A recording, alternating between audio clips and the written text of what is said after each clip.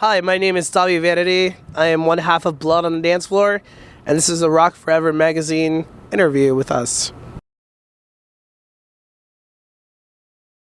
It's Tori here from Rock Forever magazine, hanging out with, of course, half of Blood on the Dance Floor. That would be me. And you guys have had a pretty busy year. You're on Warped Tour over the summer, and now this is the last show of the All the Rage tour, stopping in your hometown, right? Yeah, so it must be really nice to see all of your friends and family again, right?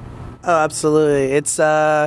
It's always cool to come back home, and this is a place that, we established our roots and created who we are, so it's just good to be back home. I mean, it was really nice seeing my mom and dad earlier today, and just spending time with them for Christmas and the last All the Rage tour. So this is the last show of this kind. Every tour we do is completely different and brand new. So it's going to be a good ending to the All the Rage tour back at home. We got extra chaos on stage tonight. We're going to go a little bit cray tonight, and it should be lovely.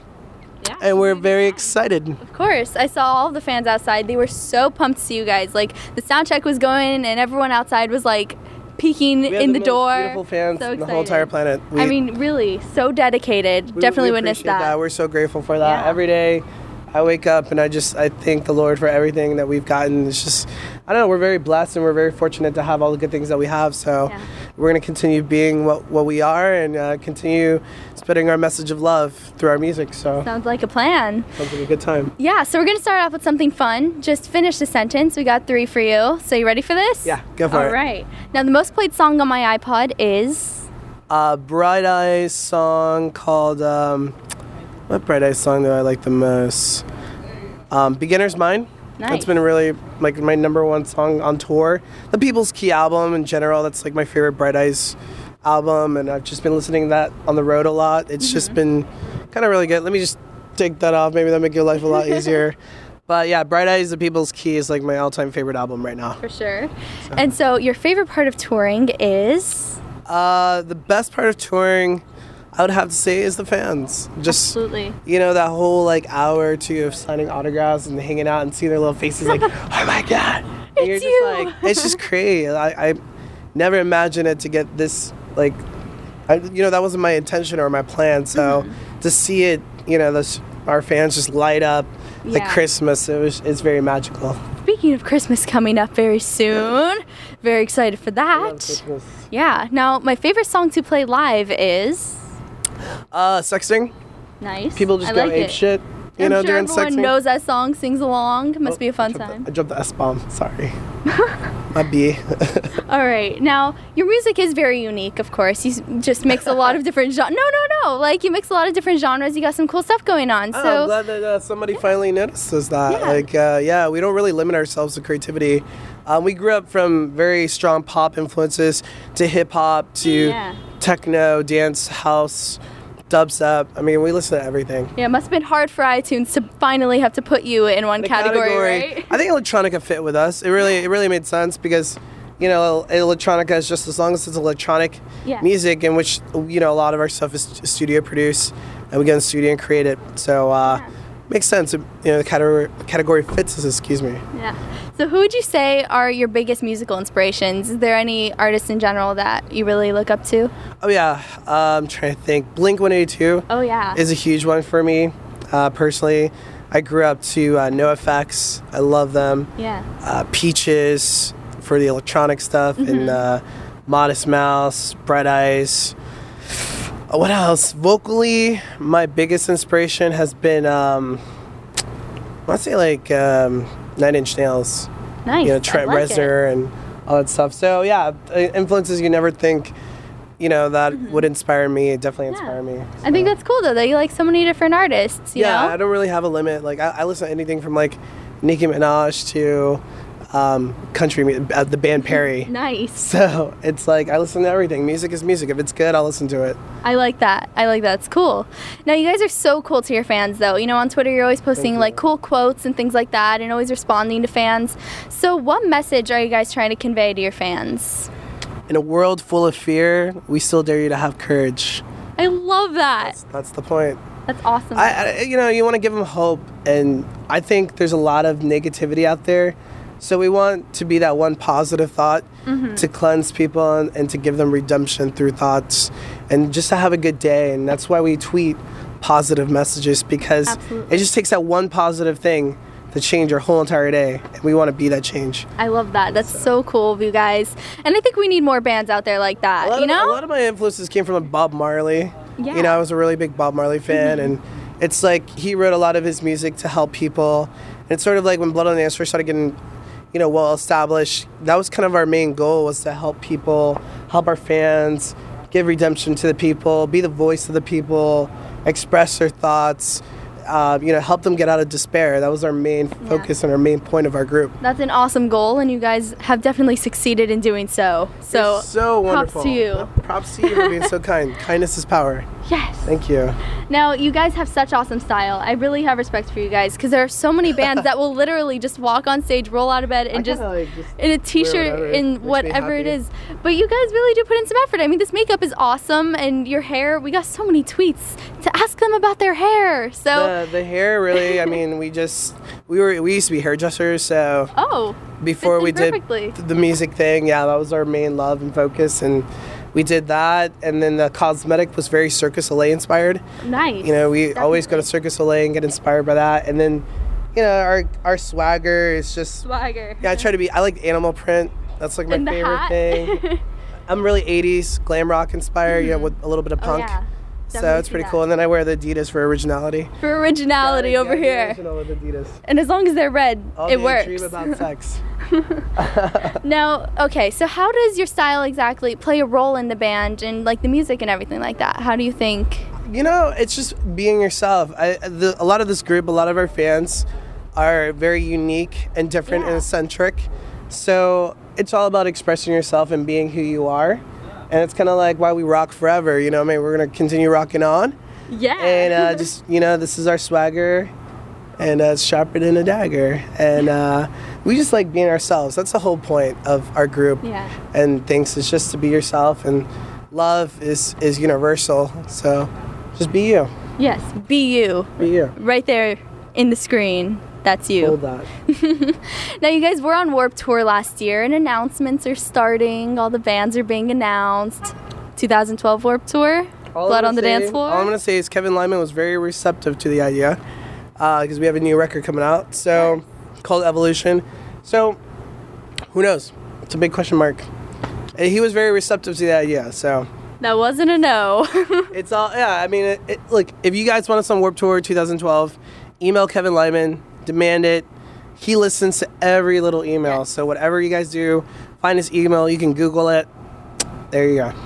That's the way to do it. I know I'm emailing when I get home. I think everyone else should too. Girl, she's awesome. Yeah. No. We're not worthy. No, we got so many fan questions from you guys though. Like, your fans are so dedicated, and it was amazing. Like, I think this was a record. So, all right, now we got the first one is from _loveforever_. Where do you see yourselves in 5 years? You know, it's crazy. Me and Jay just asked us that question the other night. Really? Yeah, I see us becoming more of a stronger, we're not a band, we're a movement. And I see us traveling across the world. I see, you know, just world tours. Nice. I see us doing more charity work. I see us getting out there more.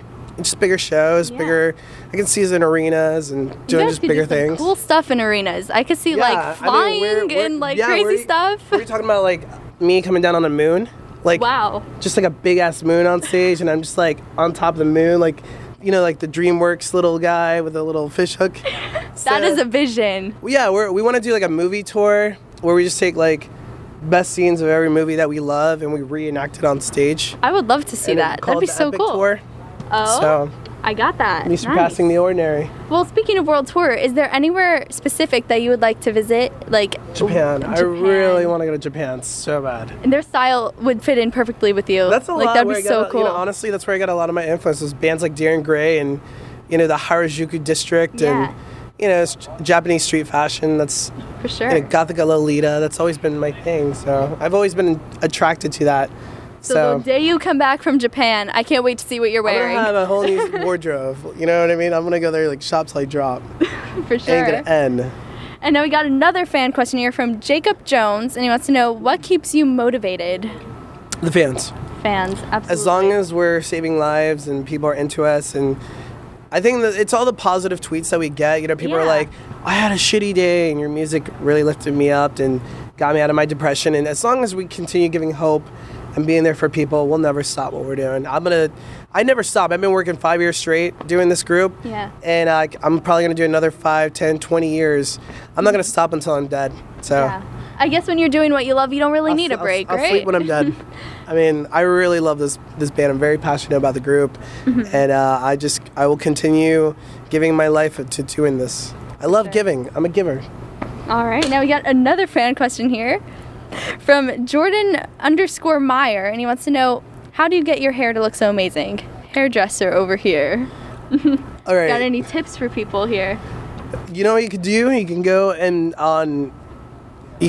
there's a website, eBay. Listen, I'm out of it. Go to eBay and type in like Tony and Guy haircutting DVDs.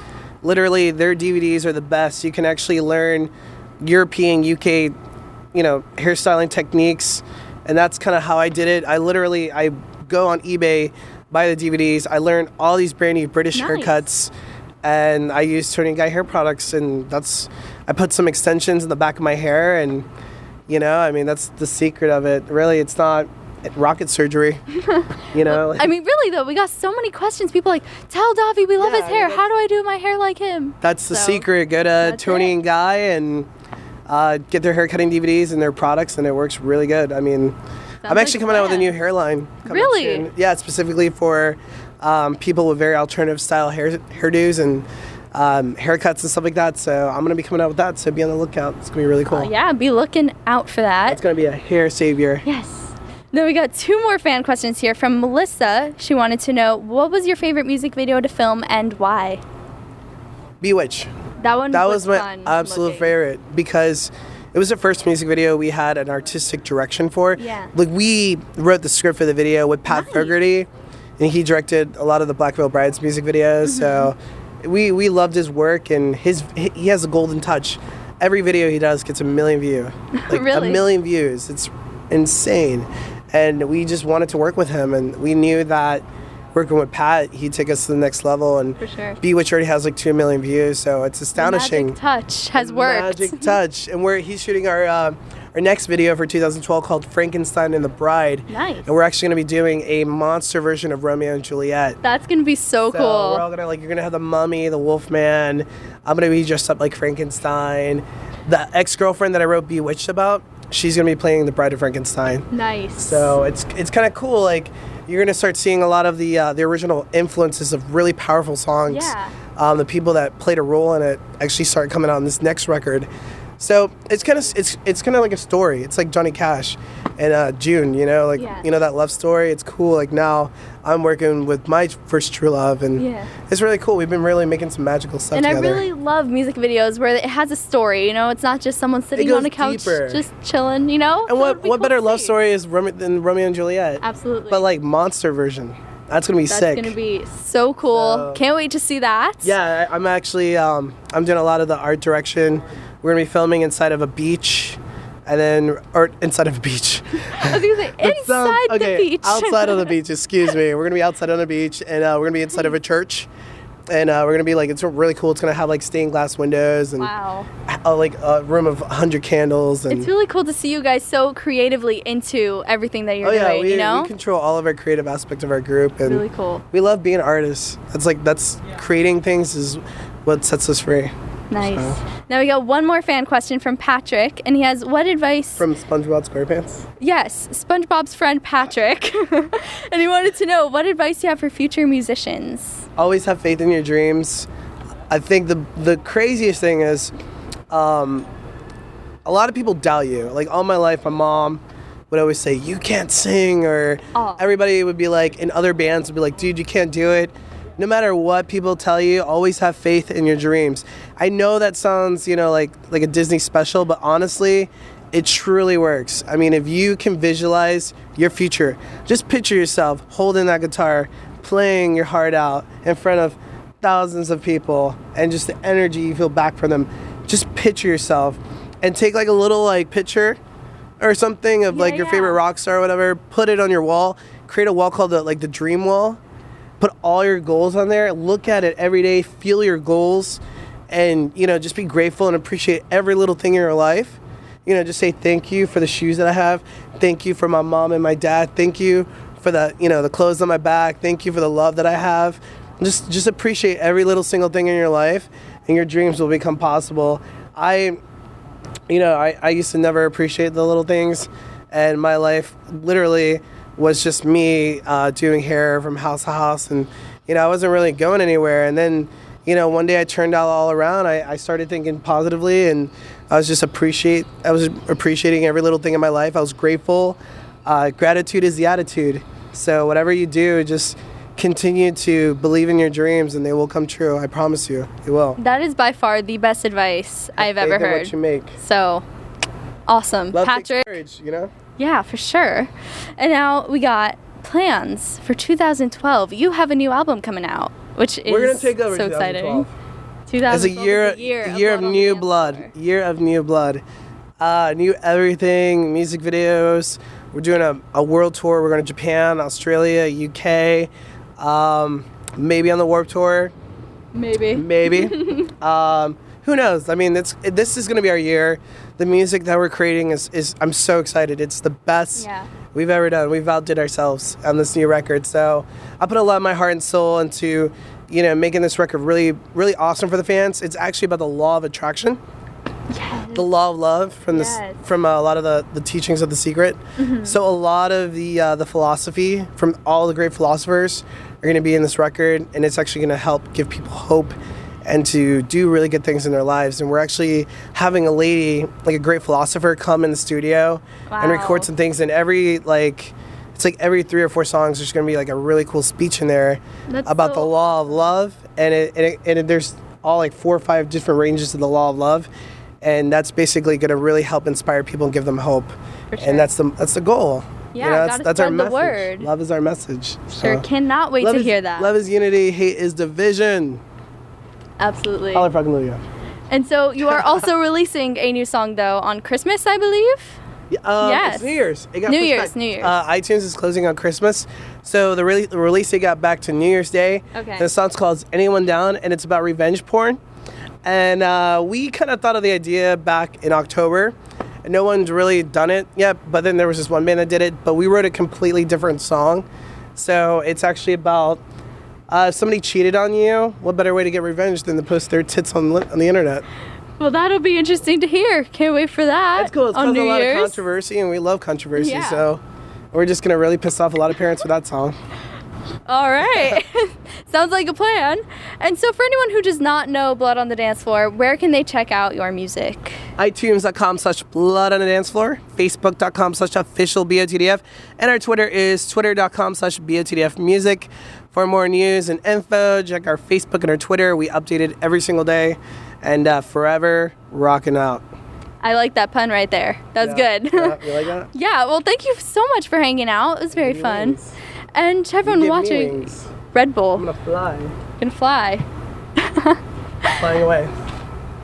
I'm out. And that's his exit, everybody. Dahvie Vanity. Bye. Well, thanks for watching, everyone, and we'll see you next time. Bye, guys. Oh my God.